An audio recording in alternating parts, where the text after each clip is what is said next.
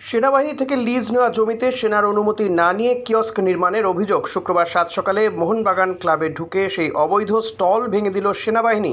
সেই সঙ্গে মাঠের ধারে থাকা হোর্ডিংও ভাঙচুর চালানো হয়েছে বলে অভিযোগ। সবুজ মেরুন কর্তারা আরও অভিযোগ করেছেন যে ফুটবলারদের আইস বাথ নেওয়ার ও বিশ্রামের যে জায়গা ছিল সেটাও ভাঙচুর করা হয়েছে। মোহনবাগান ক্লাবের সদস্য কৌশিক কোনার সকালে খবর পেয়েই ক্লাব তাঁবুতে যান। তিনি যখন যান, সেনাবাহিনী তখন ক্লাব ছেড়ে বেরিয়ে যাচ্ছে, তাই সরাসরি কথা বলা সম্ভব হয়নি। কৌশিক বলেছেন, ক্লাবে এসে দেখলাম আমাদের মার্চেন্ডাইজ বিক্রির জন্য যে অস্থায়ী কিয়স্ক নির্মাণ করা হয়েছিল তা ভেঙে দেওয়া হয়েছে।